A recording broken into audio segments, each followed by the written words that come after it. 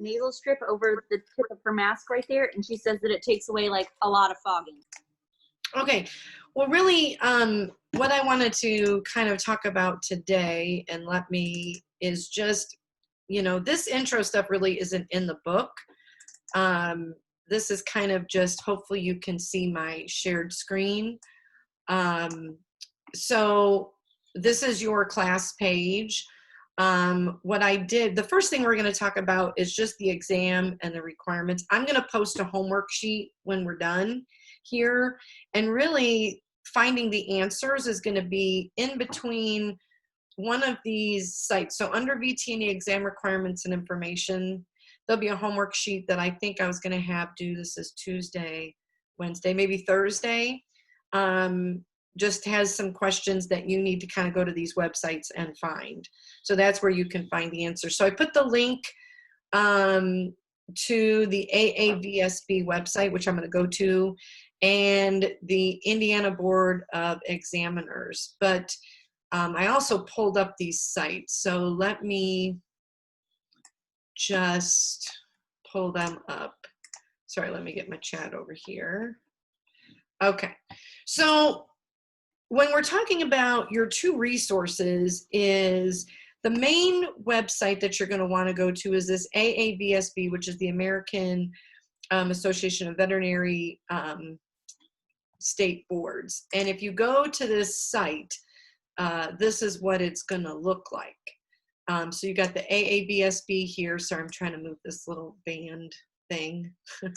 But under here, there's a lot of information. So obviously this has, you know, veterinary information too, but there is, if you go to, say, for example, student services, and you click here, it can talk about preparing for a career. But if you go to preparing for licensure, if you click here, it talks about, you know, you graduated. So once you've completed externship and you graduate, this is when you're going to go through the process.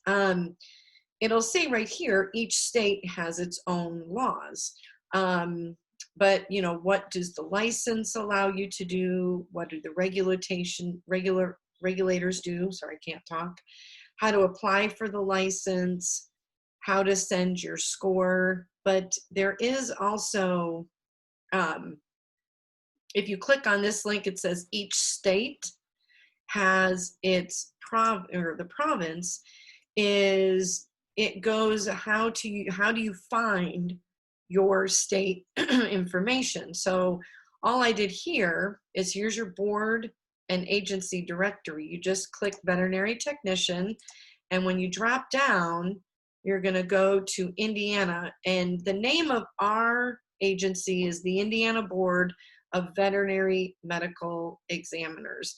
And when you click that link, it gives you the address, the phone number, the email, and it gives you like the director of the board. And if you click on veterinary technician requirements right here, okay, it's going to take you to, now this page, now you're at indiana.gov. So it's taking you to the Indiana page. Now again, it's the national exam, but then you have to follow what is the Indiana procedure for getting your full registration, becoming an RBT. So the nice thing is there's a criminal background check, statutes and rules, the reporting form, the exam, the application. But this top link right here, it says registration information and instruction sheet. If you click that, it gives you a whole nice summary. Now, on your Moodle page, I'm going to come back to this, hold on.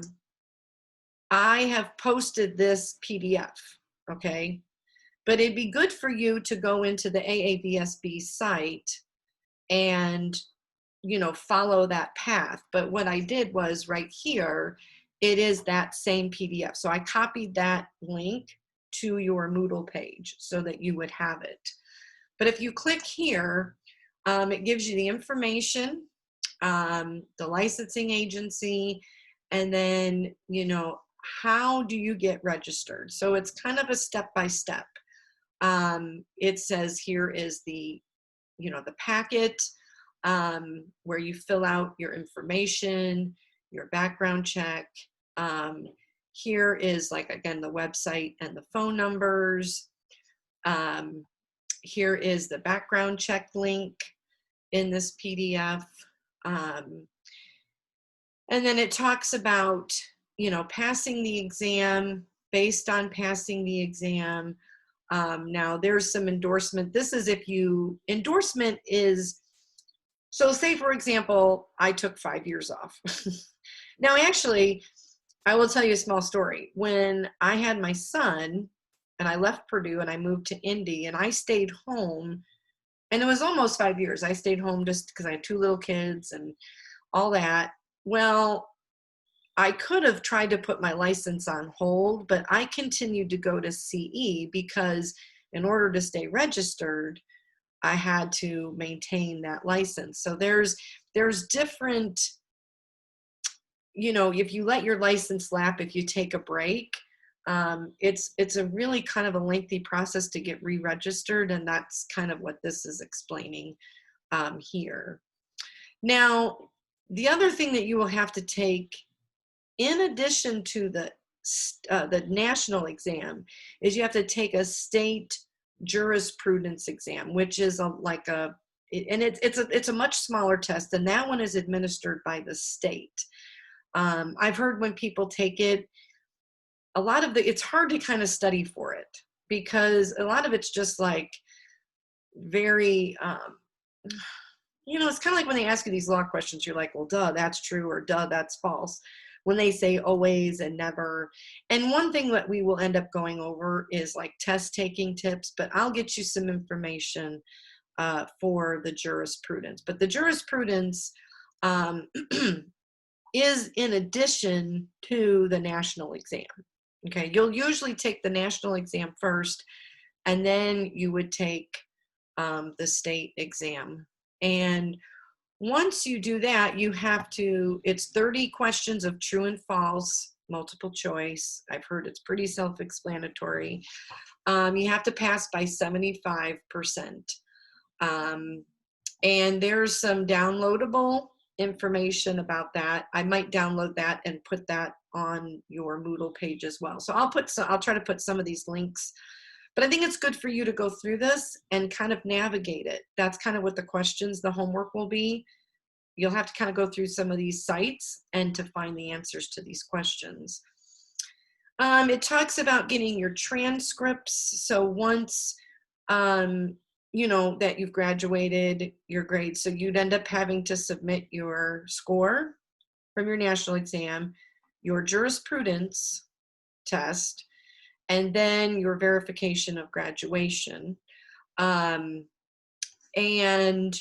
once that is all submitted, and that's part of your application process, then you will go through the process of becoming registered. Now, the other thing that I think I want to mention here at the bottom is the continuing education. So you have to complete 16 hours of CE every 2 years, and it's on even years. So for example, we're for 2020 and 2021, I keep track of any conference that I have gone to. Okay, so if I go to the IBMA conference that was at, you know, I think we went last year or something, and I completed 8 hours of CE, I get a certificate, and I keep a folder because you can get randomly audited, where at, you know, so 2020 and at the end of 2021, you know, when I'm going into 2022, they could say, please send us your verification. I have to send proof of all the conferences that I've went to. And it's 16 years. And you know, so you can split it up. Usually, Brittany, I'm going to find out about that. I just saw your question. Will it show what percentage? No, it'll show you the percentage. Are you talking about the national exam? Yeah, I didn't know if it would just pop up as pass or fail, or if you'd actually see how well you did Yeah, or no, bad. you will be able to see a report and see your score.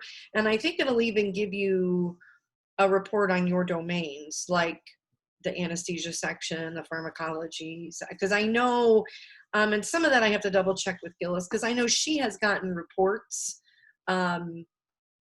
in the past. But the nice thing with you guys is when you take your test, you're going to find out right then and there. You know, in the ancient days of my day, I had to wait and sweat 3-4 weeks till it came in the mail, which was, oh. So if we get registered as researchers, no, Hope, there is a grace period. So it says right here, this last paragraph, CE is not required for the year in which the initial registration was issued. Therefore, a person who was issued registration between January 1st, even number years, odd years, is only required to submit 20 hours. So you would have like that first year, if this makes sense, wouldn't count. You'd have like the, now it says 20 hours, but you almost have like 3 years. So yes, you wouldn't have to like hurry up and try to like find a conference right after you get registered. There's like a little bit of a grace period. I'm going to put a note about that.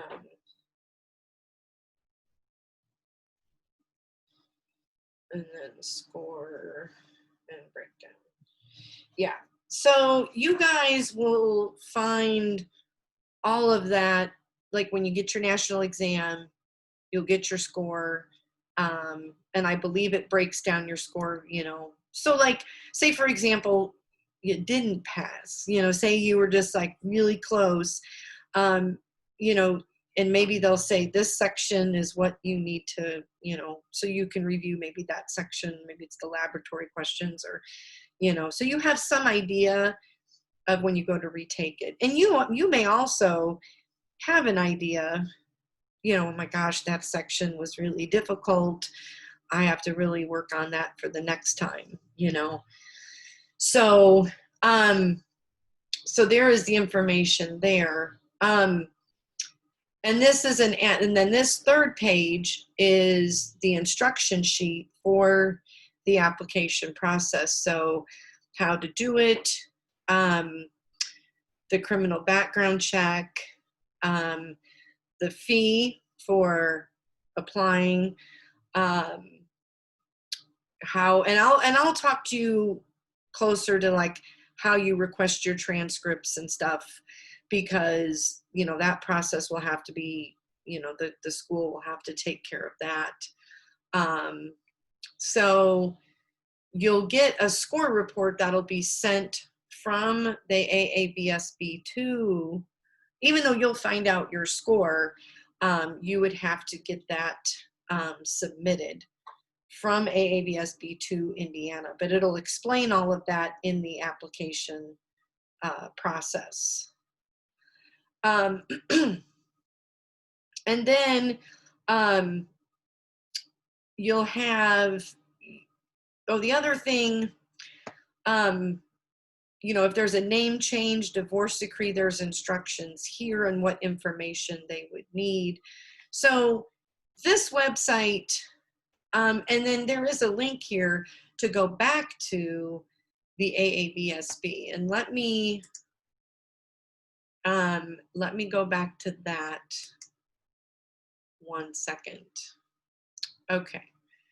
So if we go under, now I'm back to the AABSB website. If I go under exam services and I click on vtne, okay, this talks about, this is like all of the step 1, step 2. So find out, how do you know you're eligible to take it?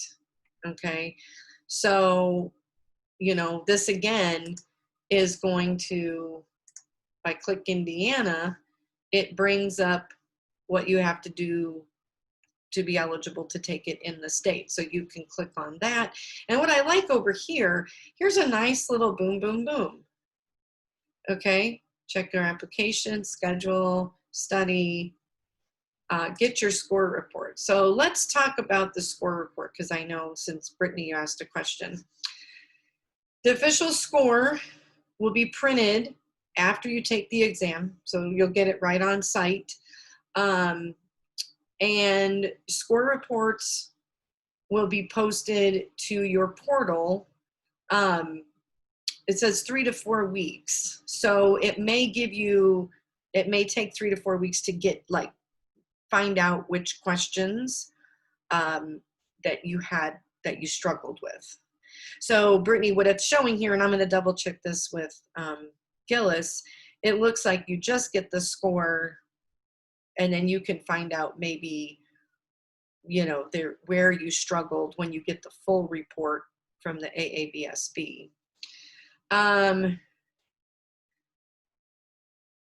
This talks about taking the, getting your score report, and then let me click on this, to retake the vtne. So it'll talk about, you know, Indiana is one state where they have stringent, more retake requirements, and require approval to retake the exam if you go beyond 3 attempts. So if you take it 3 times and don't pass it after the 3rd time, there's going to be a process that you would have to go through with the state if you wanted to take it, say, like a 4th time. So Indiana does have a little bit of a difference in that compared to other states.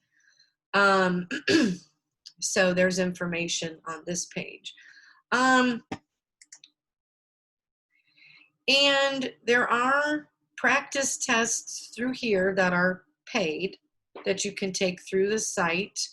And, you know, but I will tell you guys, when you're done with, you know, we're going to do practice tests kind of weekly through, you know, this class. And then when you're in externship and you're going to be doing vet tech prep, there's going to be domain questions. So, you know, if you want to pay the extra money and do one of these practice tests through the AABSB, you can, but you may want to, you know, save that money and work through the vet tech prep program. But the nice thing is there's 10 sample questions here.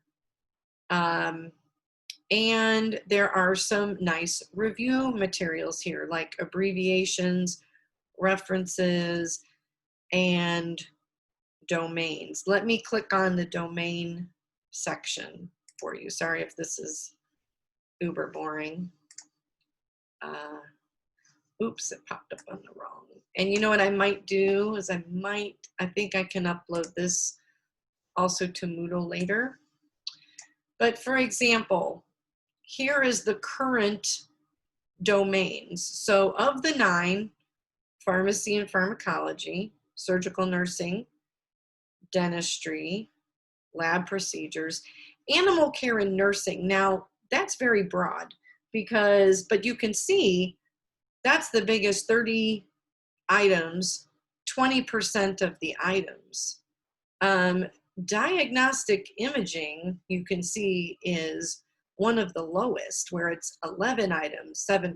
So remember when I said when we study, it's hard to completely review the whole program in 8 weeks. You know, we're going to try to focus on the bigger domains that have the bigger, you know, when I talked to Gillis, she says, I very rarely went over radiology because it's not a big chunk.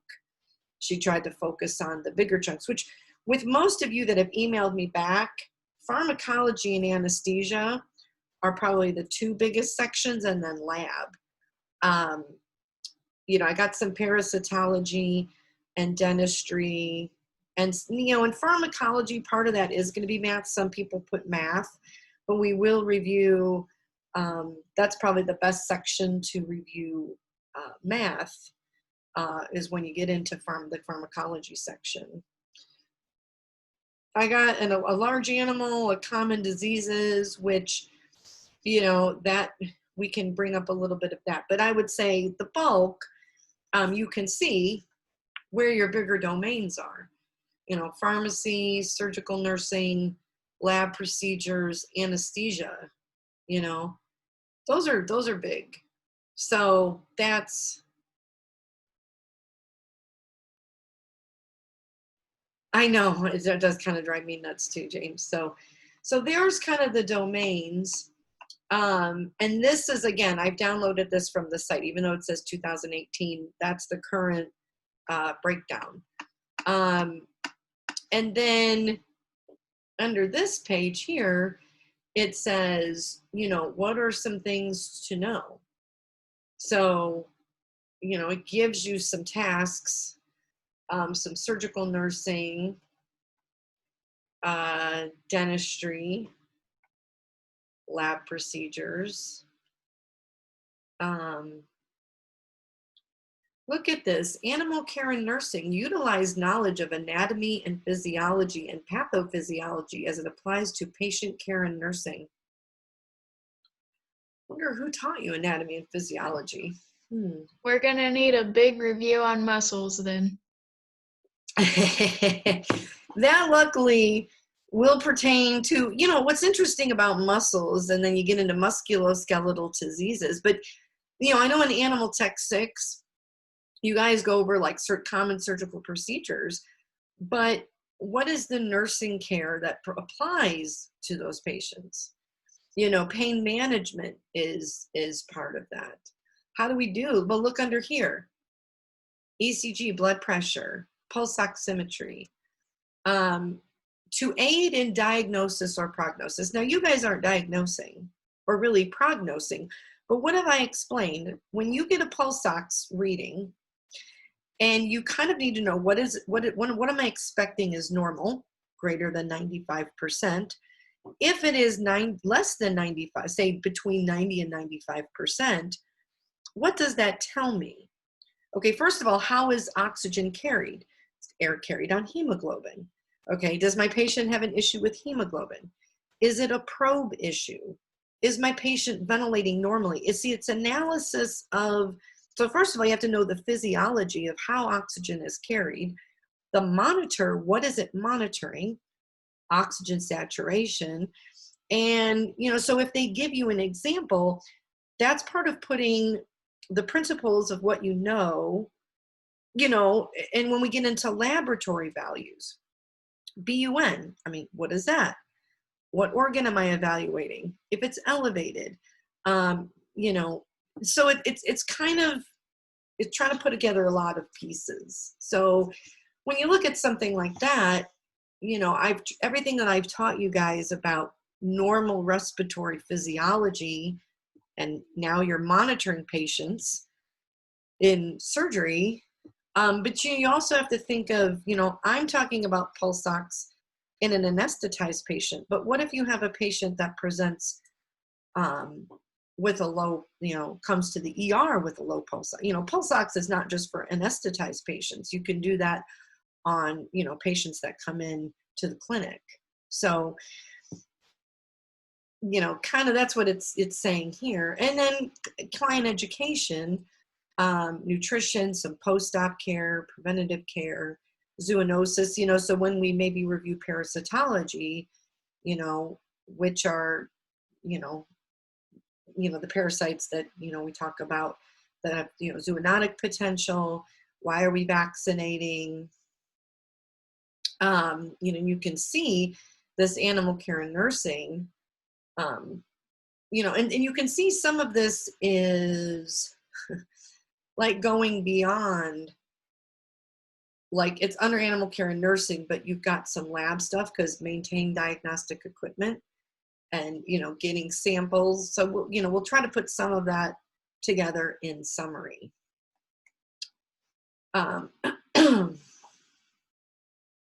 So we got a little bit about diagnostic imaging and then anesthesia. So this section, and I'll post this link as well, to the site. Now, again, when you look at this, and this might look a little bit overwhelming, we're going to be breaking it down in these 8 weeks. And then when you do your vet tech prep, you're going to be breaking that down in 2 weeks. And if you're going to study, you're going to want to do this, you can't cram.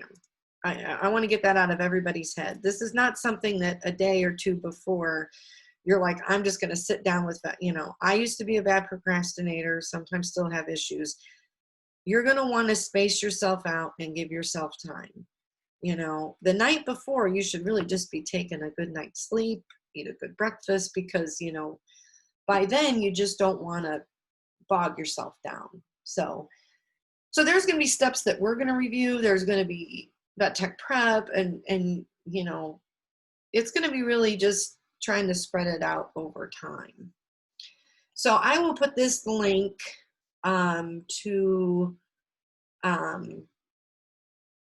again, this page. Let me move this. Let me go back to, so there's your review materials. But does anybody have any questions?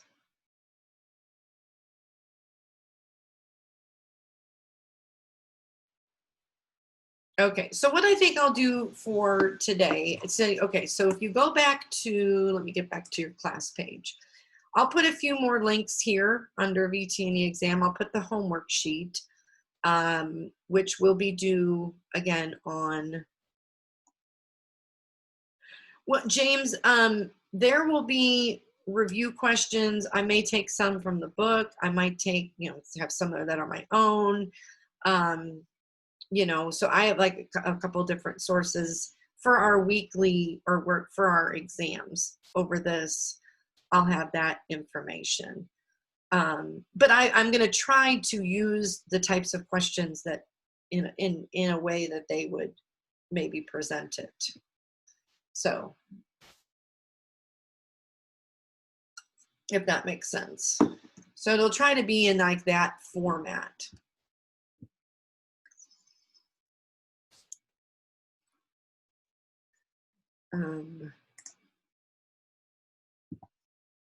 Okay, what other questions do you have?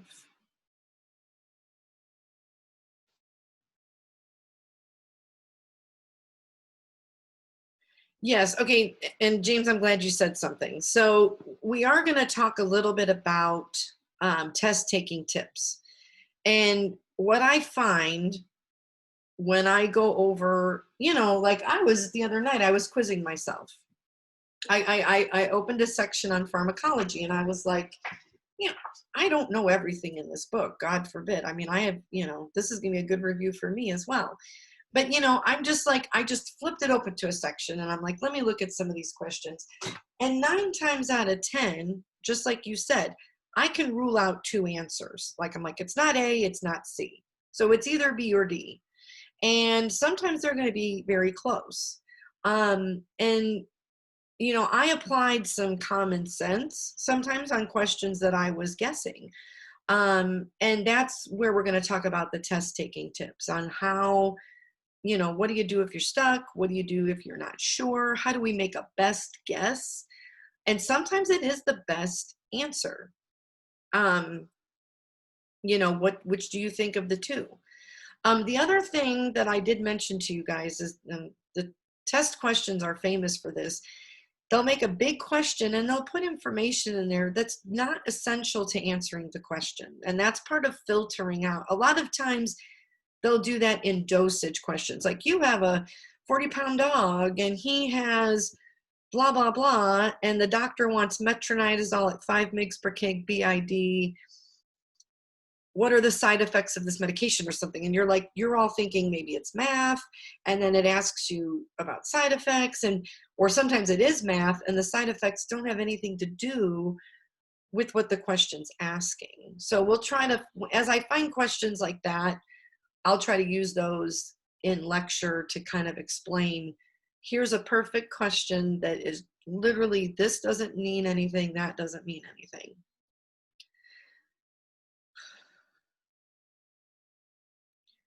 So I will try to go through some of that to give you some tips on how to filter out information. What other questions do you have?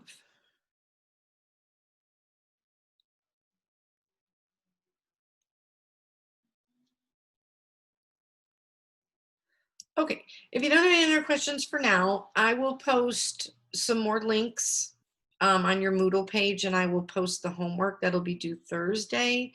And again, those questions, you should be able to answer all of those from one of the two sites, either the AABSB site or the Indiana site. It just goes through some questions to kind of help you navigate those sites. So you can email me if you have a question, but we will go through that together, and probably take like a little short quiz over that. It'd probably be really short, but and let's see, Tuesday, Wednesday, maybe Thursday or Friday, short little quiz. But let me think on that, and I will get back to you. All right, if you don't have any further questions, you're free to go. And tomorrow I'll just, I'll get some more information on these questions for the stuff that got brought up, and we'll talk a little more tomorrow. Maybe I'll try and find a couple questions, examples of ones that I find are interesting, and we'll go over those questions tomorrow, just to give you an idea. All right. Well, enjoy your surgery day, and I'll see you guys tomorrow.